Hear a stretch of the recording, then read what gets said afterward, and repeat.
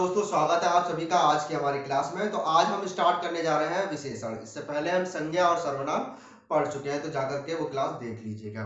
Okay, तो विशेषण क्या होता है? सभी जानते हैं कि जो संज्ञा या सर्वनाम की विशेषता बताता है उसी को क्या कहते हैं? हम विशेषण कहते हैं। ओके, चार प्रकार के होते हैं आपके: गुणवाचक, संख्यावाचक, प्रमाणवाचक और सार्वनामिक। ओके, देखिए इनको याद करने का बहुत ही सिंपल सा तरीका है। अगर हम इसको जी लिख दें, गुण यानी जी, इसको एस, इसको पी और इसको एस, तो क्या हो जाएगा?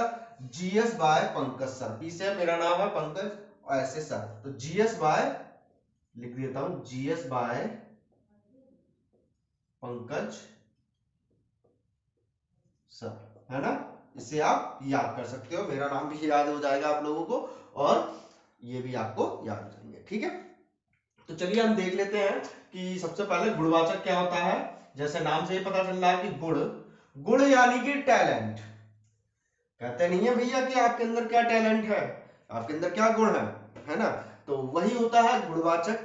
जो शब्द किसी संज्ञा या सर्वनाम के गुण को बताता है, गुण, धर्म या उसकी विशेषता ही मान लो, है ना? बुरे काम भी हो सकते हैं, जैसे कि अगर कोई चोर होता है, वह चोर बहुत शातिर है, तो चोर कैसा है भैया? शातिर है, तो ये उसका गुण है ना? टैलेंट है उसके अंदर।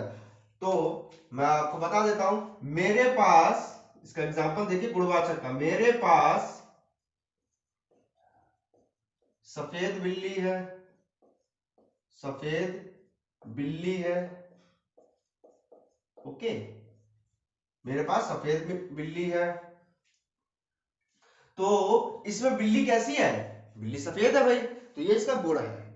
ये इसका क्या है? डायरेक्टली ये इसको बता रहा है कि ये सफेद बिल्ली है। ओके, तो ये मेरे पास सफेद बिल्ली है, तो ये इसका गुण हो गया, गुणवाचक हो गया। ओके, ज्यादा कुछ इसमें है नहीं, कलाकारी बहुत ही सिंपल है, राइट? अभी इन दोनों में जो थोड़ी सी कंफ्यूजन होती है वो भी मैं आपको बहुत ही अच्छे तरीके से समझा देता हूं। देखिए, संख्यावाचक और प्रमाणवाचक में थोड़ा सा अंतर होता है।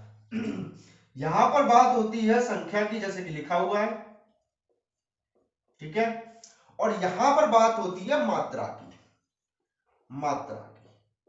तो सीधी सी डेफिनेशन है संख्यावाचक की। अगर हम डेफिनेशन देखें संख्यावाचक, संख्यावाचक, तो इसकी सीधी सी एक डेफिनेशन निकल कर आती है कि अगर कोई विशेषण अपने विशेष की अनिश्चित या निश्चित क्या बताता है? संख्या बताता है या संख्या का बोध कराता है, तो उसको संख्यावाचक विशेषण कहते हैं। कैसे?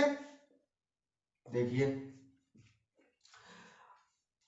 मैदान में, एग्जांपल देखिए, मैदान में 11 लड़के, 11 लड़के खेल रहे हैं, खेल रहे हैं। तुम्हारे पास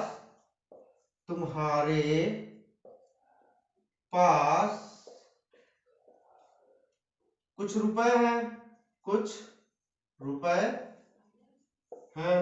तो भाई ये देखिए क्या हो रहा है, 11 लड़के, तो लड़कों को गिना जा सकता है ना भाई? ऐसा तो है नहीं कि हम लड़कों को नहीं गिन सकते, गिन सकते हैं ना? ओके, गिन लिया, कितने? 11 है, एग्जैक्ट है, मतलब निश्चित है 11 ही है। ओके, तुम्हारे पास कुछ रुपए हैं। भैया ऐसा कौन सा व्यक्ति है जो रुपए नहीं गिन सकता? हर कोई गिन सकता है। अंधों को भी पकड़ा दोगे वो भी गिन लेंगे भैया, और जिनको गिनतियां नहीं आती, जो पढ़े लिखे नहीं है, वो भी गिन लेते हैं रुपए। तो कुछ क्या होता है? अनिश्चित। कुछ क्या है? अनिश्चित है ना, निश्चित तो है नहीं, लेकिन रुपए हैं। तो संख्यावाचक या प्रमाणवाचक कोई भी होगा, किस पर डिपेंड होगा? आपका संज्ञा या सर्वनाम पर। तो जैसा वो है वैसा ही उसका क्या होगा? गुण होगा, वैसा ही उसका उसकी विशेषता होगी। तो कुछ रुपए है, ठीक है, अनिश्चित है परंतु काउंटेबल है, गिन सकते हैं।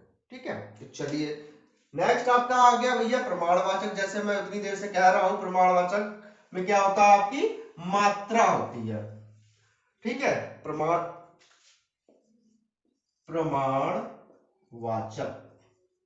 प्रमाणवाचक में होती है मात्रा, ठीक है। तो कैसे मात्रा हम डिफाइन करेंगे? आप गए भैया शॉप पर गए, आपने कहा मुझे 5 किलो, 5 किलो क्या दे दो? चीनी दे दो भाई, चीनी दे दो। देखिए लग रहा है ना बिल्कुल संख्यावाचक की तरह। अभी देखना कैसे आप कहोगे हाँ सर ये प्रमाणवाचक ही है। 5 किलो देखो, 5 आ गया, कह रहे हो आप तो कहोगे सर 5 नंबर है हम गिन लेंगे। चीनी बोला है सर आप इन्होंने, 5 किलो चीनी अगर मैं आपको दे दूं तो आप उसके दाने गिनकर मुझे बताएंगे कितने हैं? बता पाएंगे? नहीं बता पाओगे। तो जो चीज हम नहीं गिन सकते हैं, अनकाउंटेबल होती है, तो उसके साथ जो भी लगा होगा वो संख्यावाचक नहीं होगा, क्या होगा? प्रमाणवाचक होगा। गांठ बांध लीजिए इस चीज को, क्या होगा? प्रमाणवाचक होगा।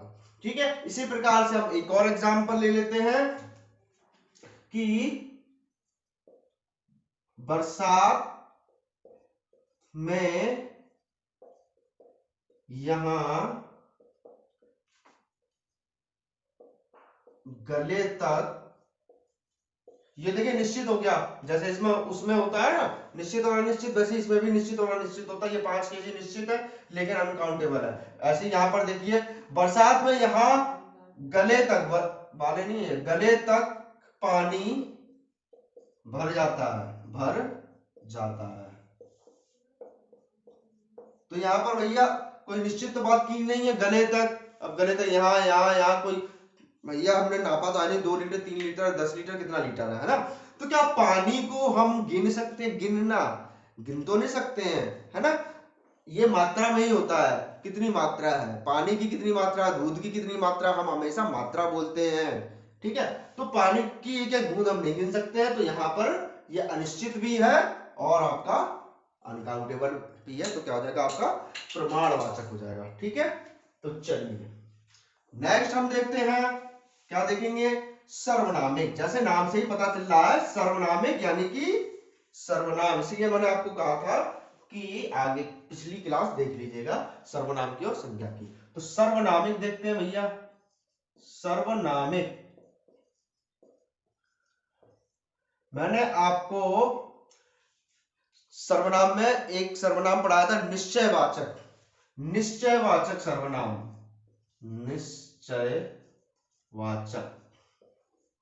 निश्चयवाचक वह सर्वनाम होता है जिसमें किसी वस्तु या मनुष्य की क्या निश्चितता पता चलती है, किसी भी चीज की निश्चितता पता चलती है, वो निश्चयवाचक होता है। जैसे क्या, यह गाय है, यह गाय है, तो हमें पता चल गया कि निश्चित पता चल गया हमें कि ये भैया गाय है ना?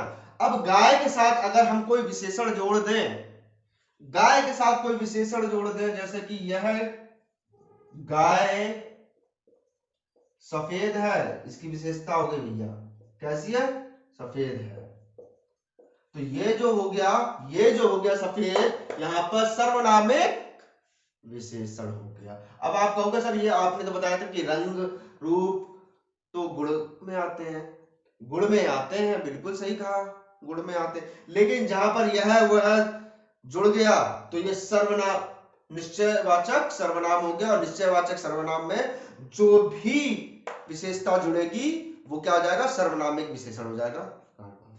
ठीक है, तो आशा करता हूं कि आपको क्लास बहुत अच्छी लगी होगी और आपने लाइक भी कर दिया होगा। नहीं किया है तो बंधु लाइक कर दो, और अगर सब्सक्राइब नहीं किया चैनल तो सब्सक्राइब कर लो यार, कोर्स भी तो पूरा करना है। ठीक है, तो चलिए मिलते हैं अगली क्लास में एक धमाकेदार क्लास के साथ, तब तक के लिए जय हिंद।